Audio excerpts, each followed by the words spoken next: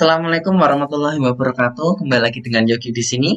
Pada kesempatan kali ini kita akan membahas mengenai Component Based Software Engineering atau CBSE, Client Server Software Engineering atau CSSE, dan juga Web Engineering.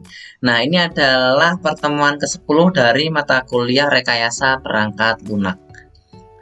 Ini adalah roadmap untuk mata kuliah Rekayasa Perangkat Lunak, di mana di pertemuan pertama membahas mengenai konsep dasar rekayasa RPL, Rekayasa Perangkat Lunak, lalu SDLC, Manajemen Proyek, OOSE, dan CASE sebelum UTS.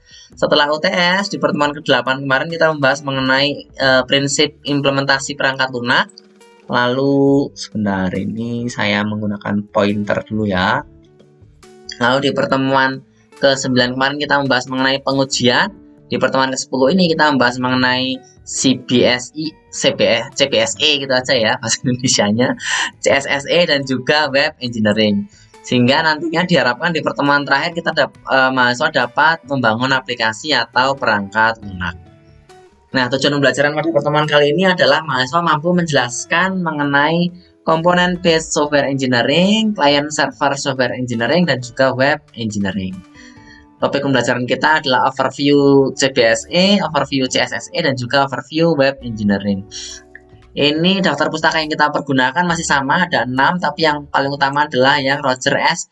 Pressman. Karena 3 bagian ini ya, CBSE, CSSE, dan Web Engineering ini, itu adalah salah 3 dari beberapa macam topik yang ada di advance topic ya, advance topic software engineering yang ada di buku ini Roger S. Pressman gitu. Oke, yang pertama kita akan membahas mengenai Component Based Software Engineering.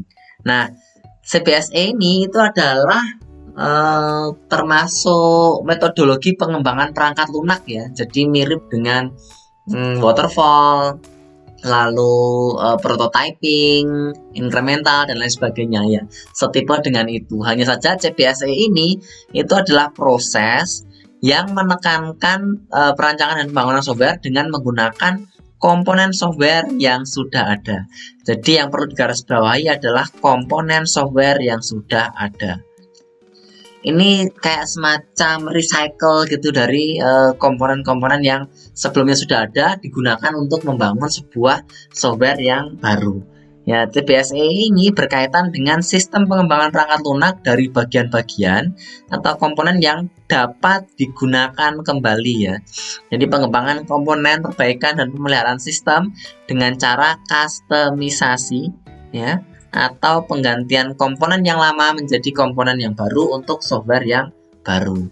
CBSE ini muncul pada akhir tahun 1990-an ya, sebagai sebuah pendekatan untuk pengembangan sistem perangkat lunak yang berdasarkan pada penggunaan kembali komponen perangkat lunak. Fokus metode ini adalah untuk mencari komponen atau bagian sistem yang dapat digunakan, kemudian menggabungkannya dengan menggunakan rancangan arsitektur yang baru ya. Nah, pendekatan ini bertujuan untuk membangun sistem dengan cepat. Ya, kenapa dengan cepat? Karena sebelumnya modul atau komponen-komponen yang sebelumnya itu sudah ada, tinggal digunakan kembali dan diikuti dengan kualitas yang lebih baik tentunya ya. CBSE ini juga dapat dikenal dengan Component Based Development atau CBD ya. Ya, kita ambil contoh saja ya, walaupun ini sebenarnya bukan contoh yang terlalu tepat ya. Kita ambil sebagai contoh, saya punya sebuah modul yang namanya modul login gitu ya. Jadi login ini itu anggaplah kita buat untuk sebuah aplikasi berbasis website. Nah, satu modul login ini yang isinya masih sama tentunya ya, ada form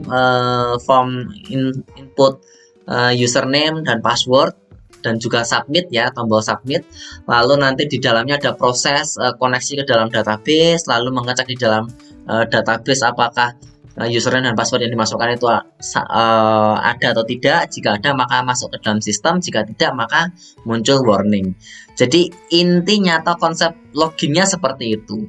Nah, ketika kita membuat sebuah software yang baru berbasis website yang sama dan ada modul loginnya, kita dapat menggunakan modul login dari software yang sebelumnya untuk digunakan ke dalam software atau website yang baru. Nah, ini adalah konsep component based software engineering.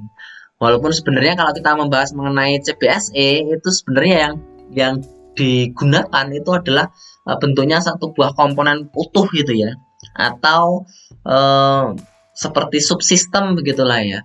Kalau login itu kan hanya modul ya, modul kecil. Jadi makanya tadi saya bilang mungkin agak sedikit kurang tepat gitu, tapi ini dapat menggambarkan proses dari CBSE itu sendiri ya. Jadi intinya adalah menggunakan komponen yang ada sebelumnya untuk membuat sebuah software yang baru seperti itu.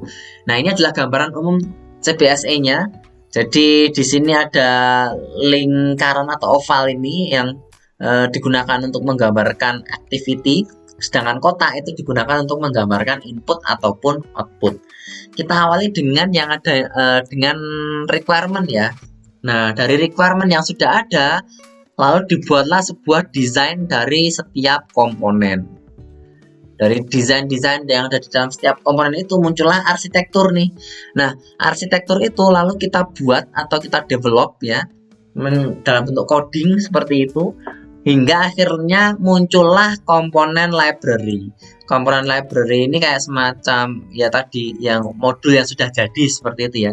Modul yang sudah jadi itu kita bandingkan dengan desain awalnya apakah sudah sesuai dengan atau tidak gitu ya. Jika sudah sesuai, maka kita nanti bisa masuk ke dalam proses analisis. Analisis ini untuk mengecek apakah komponen library tadi itu sudah sesuai dengan desainnya dan juga sudah sesuai dengan requirement-nya atau belum gitu ya. Jika sudah, maka kita dapat melakukan sintesis atau pengumpulan seluruhnya hingga akhirnya terbentuklah runtime system. Runtime system ini kayak semacam executable file gitu ya, atau executable code gitu ya, dimana code-nya itu nantinya yang dapat digunakan ya untuk software yang baru seperti itu.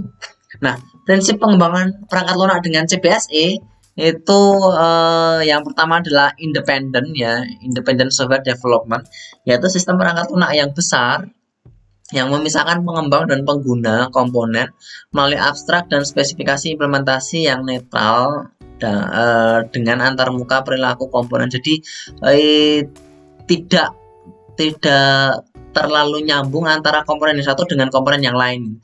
Jadi komponen itu jika dipisahkan atau diambil itu dapat digunakan untuk membangun software yang baru. Ya, prinsip yang kedua adalah reusability, yaitu merancang dan merangkit komponen yang sudah ada ya di dalam atau di seluruh domain dengan mengembangkan komponen baru. Ya, dari komponen yang lama, makanya disebut dengan reuse ya, reusability. Software quality juga tentunya menjamin bahwasanya kualitas perangkat lunak itu dapat terukur ya dengan jelas, dapat divalidasi ya sesuai dengan prinsip-prinsip pengujian perangkat lunak. Dan juga yang terakhir maintainability, yaitu pengembangan yang mudah atas sebuah sistem tersebut. Jadi dengan konsep maintainability ini itu modul yang sudah ada tersebut dapat dikembangkan menjadi komponen yang baru ya, komponen yang baru dengan sedikit perubahan saja seperti itu. Selanjutnya jenis proses CBSE ya, ada yang namanya development for reuse dan development with reuse ya. Kalau for reuse yaitu proses ini berkaitan dengan komponen pengembangan atau layanan yang akan digunakan kembali dalam aplikasi lain. Jadi digunakan kembali komponennya ya. Ini biasanya melibatkan generasi komponen yang ada. Sedangkan development with reuse yaitu pembangunan dengan reuse ini adalah proses pengembangan aplikasi baru menggunakan komponen atau jasa yang ada.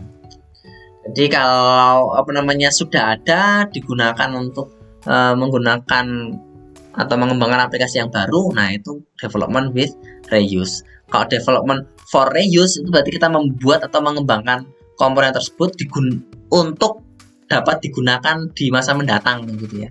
Seperti itu. Nah, proses dasar CBSE tadi ada for reuse dan with reuse gitu ya. Proses dasar CBSE ini melibatkan 3 buah hal ya, yaitu komponen acquisition, komponen management, dan komponen certification. Sehingga ketika sudah melibatkan 3 buah hal ini nanti akan menghasilkan komponen repositorinya atau ya kalau bisa dianggap sebagai penyimpanan modul-modul atau komponen-komponen yang siap pakai seperti itu ya. Penjelasannya ada di sini ya. Nah, komponen acquisition atau akuisisi komponen itu adalah proses untuk memperoleh komponen untuk digunakan kembali atau pengembangan menjadi komponen yang dapat digunakan kembali. Ya, ini mungkin melibatkan pengembangan komponen lokal atau jasa atau menemukan komponen dari sumber eksternal. Jadi ngambil gitu ya, ngambil komponen dari eksternal bisa saja atau bisa juga menemukan komponen yang sudah ada sebelumnya. Yang kedua adalah manajemen komponen atau komponen manajemen. Ini berkaitan dengan cara mengelola komponen tersebut ya, memastikan bahwa mereka benar-benar berada di dalam katalog atau penyimpanan ya, dan tersedia untuk digunakan oleh perusahaan. Yang terakhir adalah komponen certification, yaitu menjamin bahwasanya komponen tersebut itu telah memenuhi spesifikasi yang diinginkan. Jadi kalau memenuhi spesifikasi kayak tadi login gitu ya, yaitu berarti harus memenuhi spesifikasi login itu seperti apa gitu ya. Nah, keuntungan CBSE itu umumnya sesuai dengan penelitian penggunaan CBSE itu menguntungkan dari segi siklus waktu ya.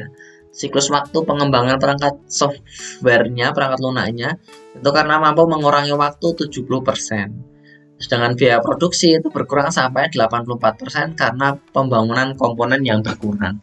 Jadi kalau misalnya kita mau membangun 10 komponen di mana 5 komponennya itu sudah ada sebelumnya, maka kita tinggal mengambil 5 komponen yang ada sebelumnya. 5 komponen ini tidak hanya sekedar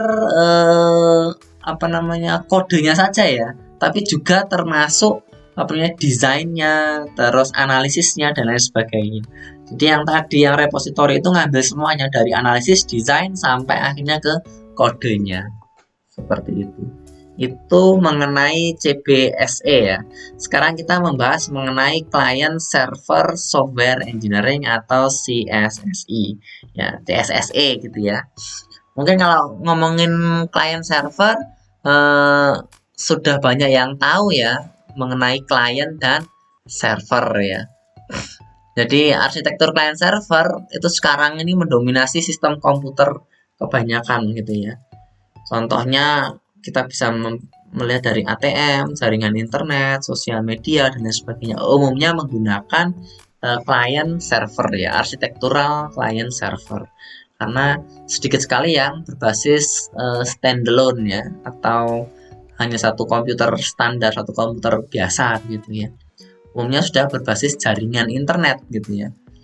Nah, dari CSS ini kita yang perlu kita ketahui adalah terminologi klien ya. Klien itu adalah pengguna aplikasi atau bisa dianggap sebagai satu komponen yang mengirimkan request gitu ya. Nah, jadi si klien ini itu kaitannya adalah dia yang mengirimkan request ya. Sedangkan si server itu adalah komponen yang memberikan respon gitu ya. Jadi awalnya si klien itu akan mengirimkan request ya melalui jaringan seperti itu, lalu diterima oleh server. Server yang menerima request sesuatu itu dia akan memberikan respon gitu. Anggaplah sebagai contoh ini ya, website unsud.ac.id gitu ya, unsud.ac.id, unsud.ac.id gitu ya. Nah, anggaplah saya seorang klien gitu ya yang mengakses menggunakan laptop. Laptop saya terhubung ke dalam jaringan. Nah, di laptop saya ketika saya membuka www.unsud.ac.id itu berarti saya mengirimkan request ya ke dalam sebuah alamat, anggaplah ini hanya contoh saja ya, 192.168.172.71 begitu. Itu adalah alamatnya unsud.ac.id gitu. Nah, kita mengirimkan request ke sana gitu. Nah, ketika kita mengirimkan request, lalu nanti akan si servernya unsud.ac.id itu yang ada di alamat 192.168 tadi itu mendeteksi, oh ternyata ini ada IP sekian ya, IP anggaplah contoh saja 10.14. sekian gitu ya, yang meminta halaman unsud.ac.id. Nah, si server itu nanti akan merespon dengan mengirimkan kode-kode ke alamat IP yang meminta tadi ya. Nah, IP yang meminta, misal dalam bentuk web browser gitu ya, dia menerima dalam bentuk HTML. HTML itu nanti ditranslasikan ya oleh web browser menjadi tampilannya unsud.ac.id yang dapat kita lihat. Jadi itu adalah konsep mengenai penggunaan klien dan server. Arsitektur klien server ini umumnya membutuhkan lebih dari satu mesin ya. Umumnya saja ya, tidak semuanya ya.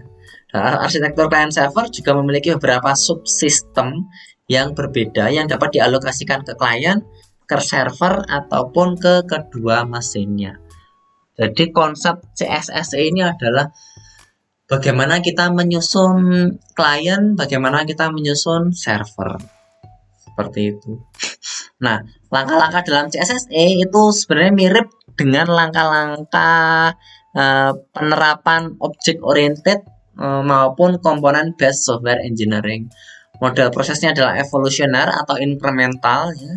Dimulai dengan requirement yang masih sama sebenarnya dengan yang lainnya ya.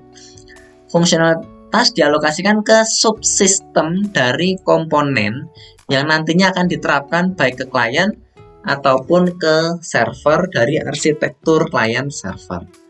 Nah, arsitekturnya itu seperti ini ya. Ini adalah gambaran umum arsitektur klien server ya. Tapi tidak semuanya seperti ini. Jadi rata-rata seperti ini, cuma tidak semuanya seperti ini. Jadi ada juga yang semisal dari server langsung ke klien nah, ya. Terhubung melalui jaringan LAN atau jaringan internet gitu ya, seperti itu. Tapi ada juga yang berbasiskan server-server ya, ada server pertama, server kedua, server ketiga dan sebagainya.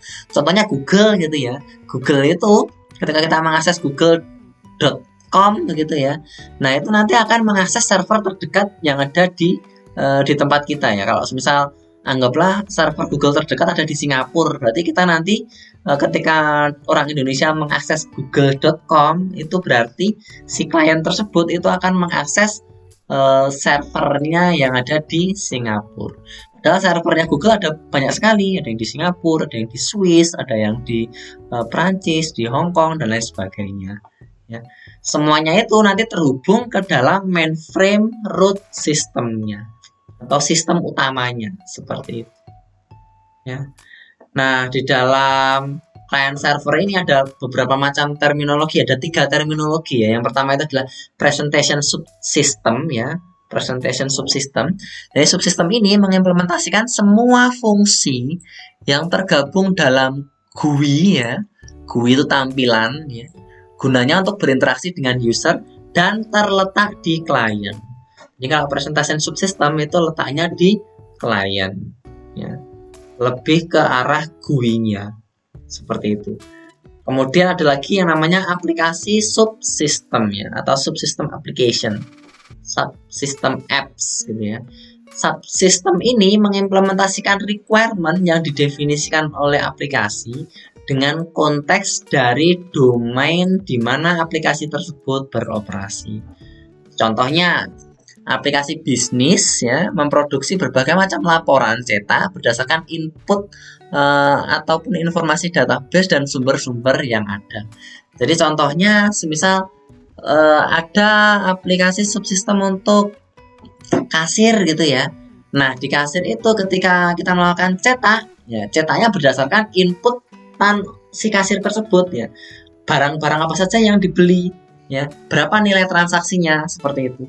Akan berbeda dengan subsistemnya yang ada di manajer ya, di level manajer ketika dia melakukan proses cetak, itu tentunya bukan cetak transaksi-transaksi seperti itu ya yang di kasir ya, tapi yang dicetak di level manajer itu tentunya adalah report, misal report bulanan, report term, report semester, report tahunan, dan lain sebagainya.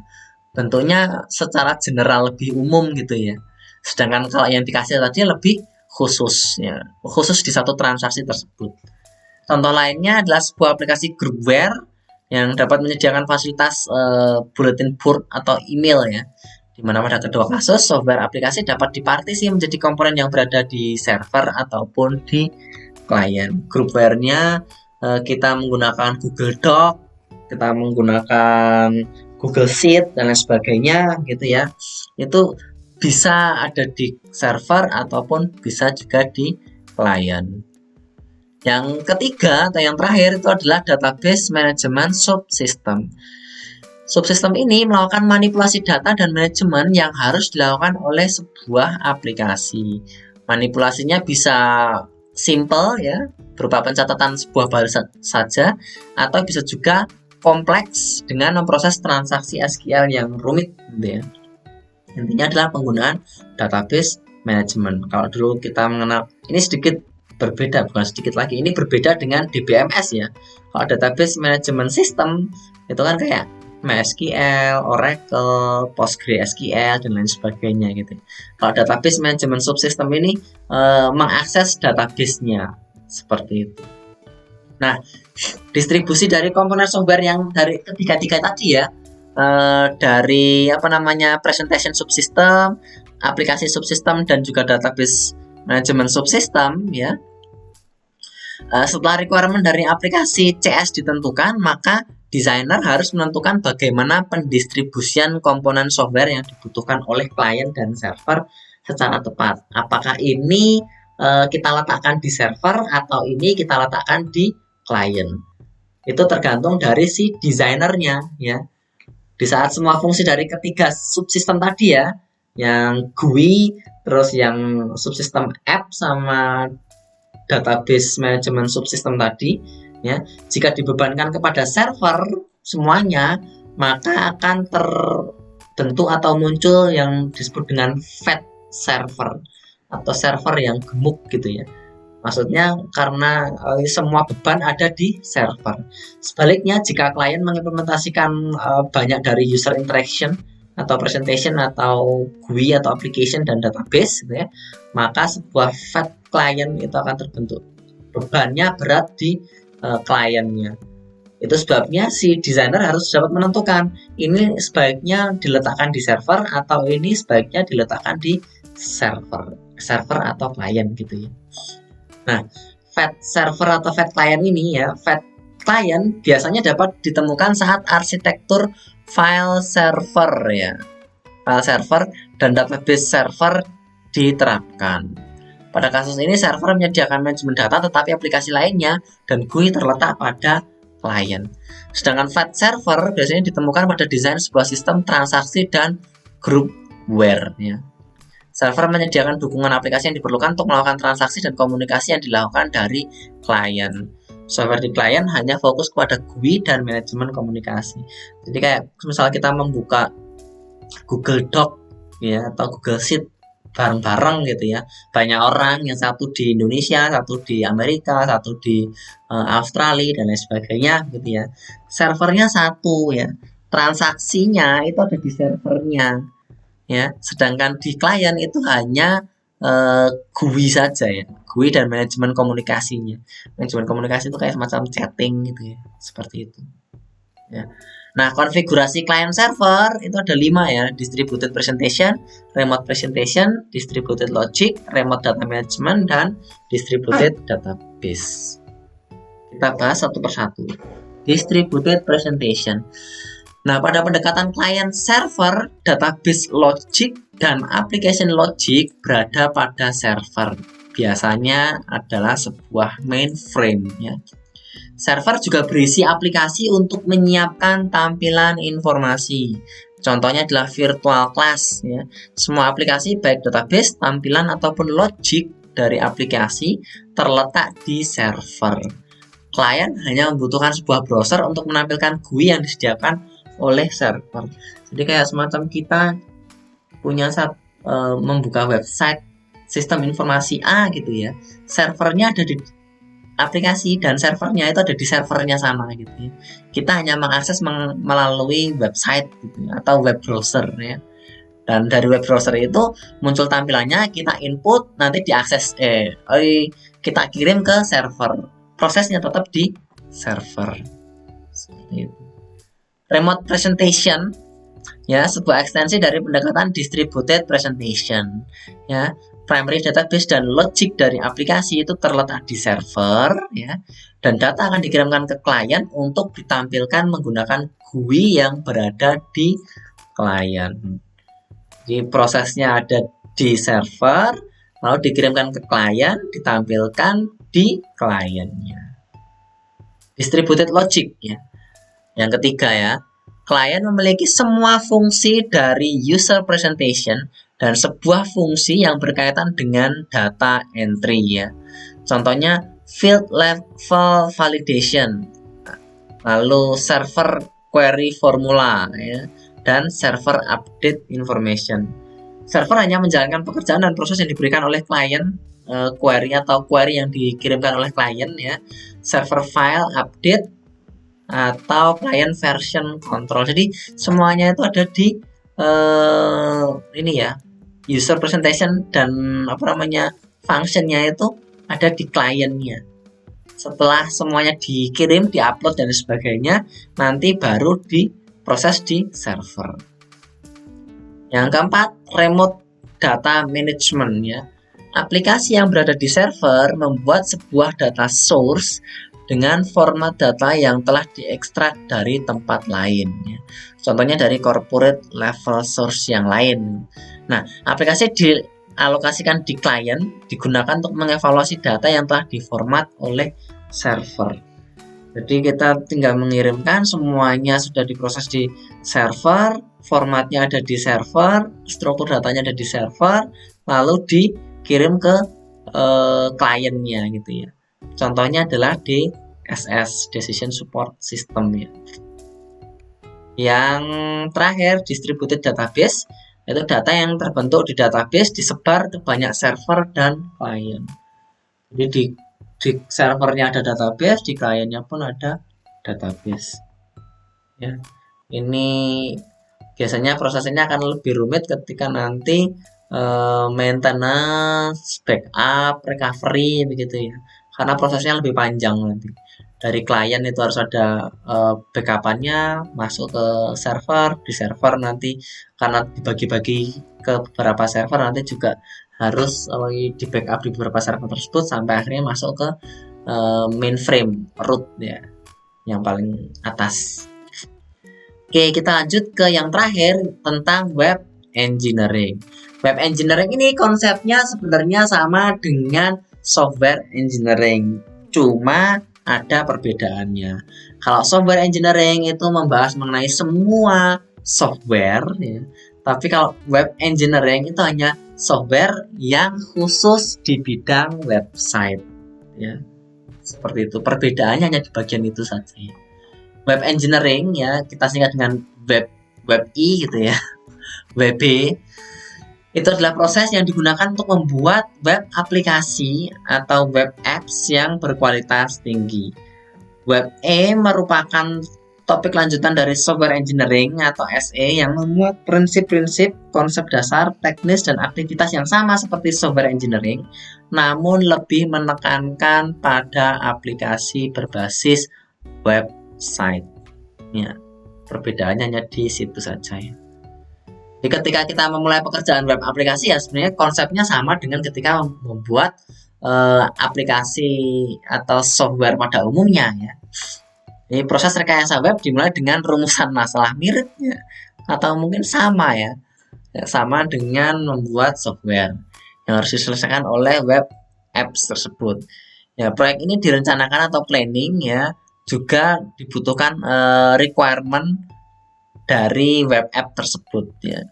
Ini requirement-nya seperti apa, web aplikasinya seperti apa gitu ya.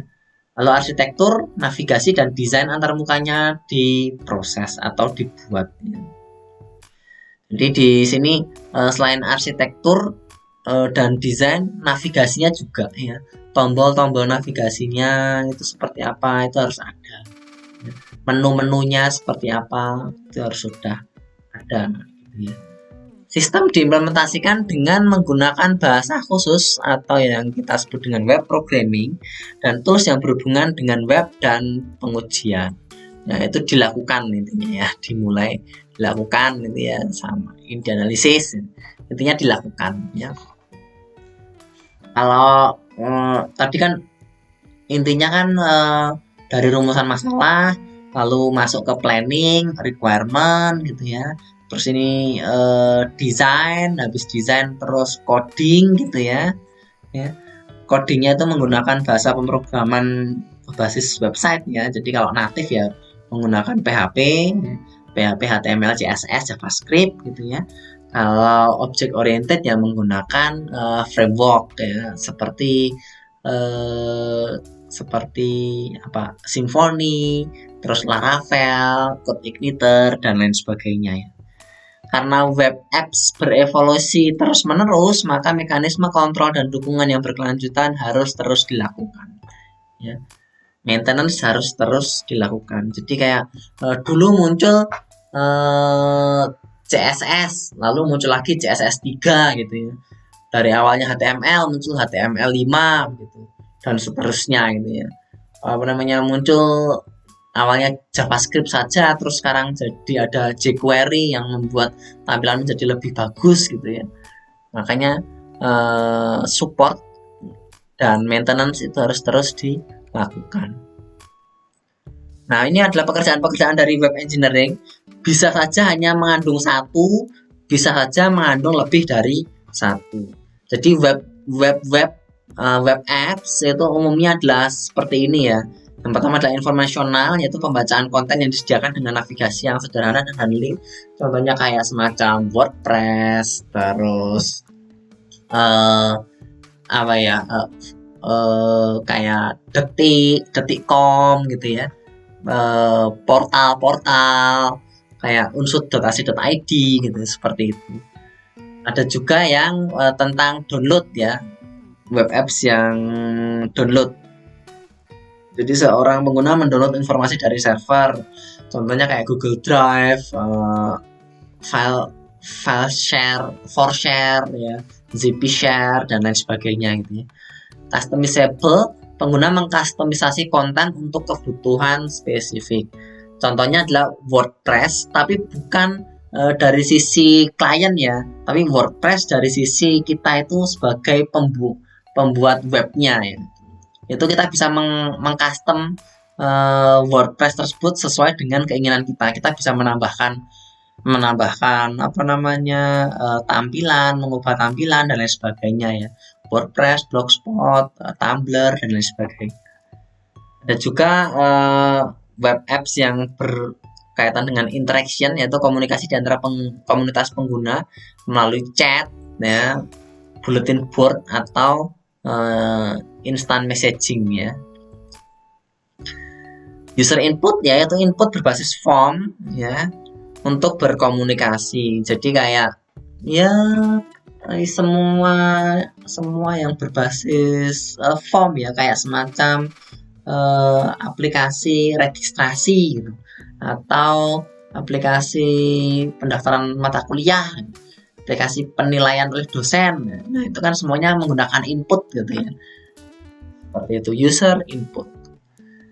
Lalu ada transaction oriented, yaitu pengguna membuat permintaan atau request gitu ya.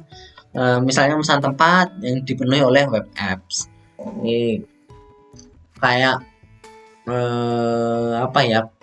mungkin pesan traveloka ya, terus pergi-pergi, terus apalagi hotels.id dan lain sebagainya, Trivago dan lain sebagainya, pemesanan seperti itu. Service oriented ya, aplikasi menyediakan layanan-layanan yang digunakan atau diberikan kepada pengguna ya. Bentuknya adalah jasa. Kalau tadi bentuknya adalah transaction, kalau yang sekarang bentuknya adalah jasa. Jasa pemesanan apa begitu ya, bisa dilakukan. Yang selanjutnya portal ya, portal saluran aplikasi pengguna untuk konten web atau layanan di luar domain dari aplikasi portal tersebut. Contohnya kayak tadi unsur.ac.id gitu ya, atau informatika.binus.ac.id gitu, seperti itu. Yang selanjutnya database akses ya, web apps yang bentuknya database akses ya, penggunaan database yang besar dan ekstrak informasi. Jadi kayak ngambil data dari database gitu aja ya. Dan data warehouse, kumpulan dari database besar untuk ekstrak informasi. Data warehouse itu kan datanya ada banyak, bisa terstruktur, bisa tidak terstruktur, dan itu bisa dimasukkan ke dalam database gitu ya. Bisa saja data warehouse itu adalah kumpulan dari database gitu ya. Nah, untuk quality atau software quality assurance-nya untuk web apps ya, beberapa orang punya pandangan tersendiri mengenai web yang baik ya.